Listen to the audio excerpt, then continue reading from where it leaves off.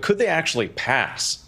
Yeah, with a handful of congressional Republicans introducing legislation to allow Congress the power to vote on any future tariffs the president would enact. That's being pushed by Iowa Senator Chuck Grassley, typically a top Trump Republican ally, who now says he's worried about the financial future of farmers in his state. Democrats calling on more Republicans to join him. But even if there is bipartisan buy-in, this legislation would also likely need the support of Republican leadership on Capitol Hill, like House Speaker Mike Johnson.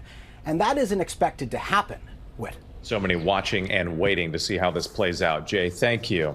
Now to the life-threatening and catastrophic flooding across the South to the Midwest. Crews rescuing this man from the dangerous floodwaters in central Arkansas. Parts of the state hit with up to a foot of rain. That's about 3 months of rain falling in just a matter of days. And this large building seen floating down the Kentucky River amid the deadly flooding there. More than a dozen tornadoes reported over the past 24 hours in Texas, Arkansas, and Missouri.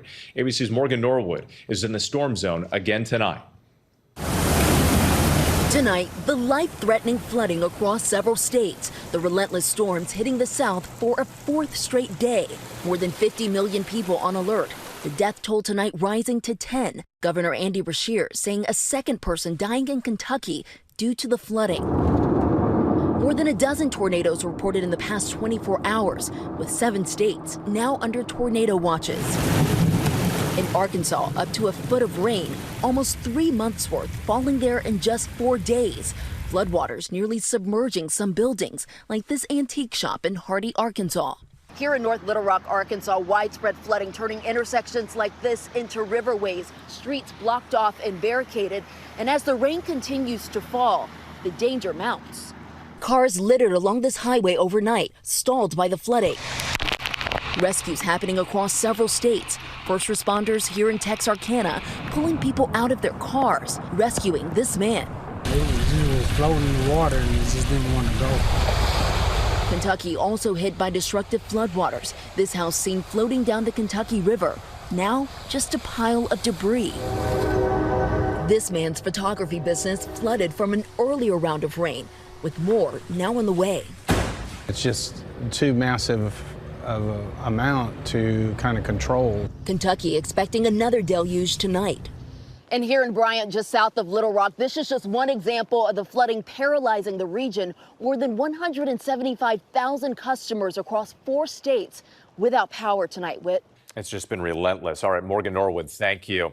And the dangerous weather spanning across a dozen states with more than 50 million Americans on alert. Let's bring in meteorologist Danny Beckstrom with our New York station WABC. And Danny, this flood threat is far from over.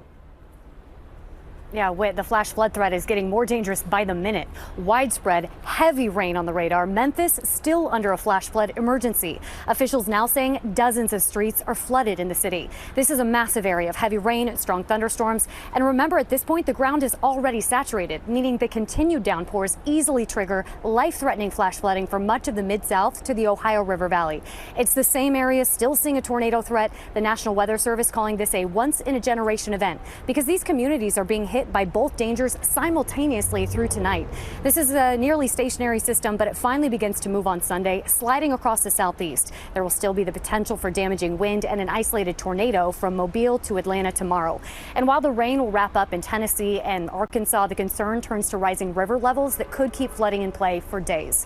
Whit? Something else to watch. Danny Beckstrom, thanks so much. We appreciate it. Turning now to an urgent manhunt underway for at least 8 suspects after an alleged carjacking led to a wild police chase ending in a fiery crash outside of Philadelphia. The suspects fleeing the scene. What we're learning tonight. Here's ABC's Ika Jachi. Tonight, this fiery crash ending a wild police chase outside Philadelphia. Police now searching for a group of 8 to 10 people they believe are responsible. Authorities say just after midnight Friday morning, officers were responding to reports of a stolen car.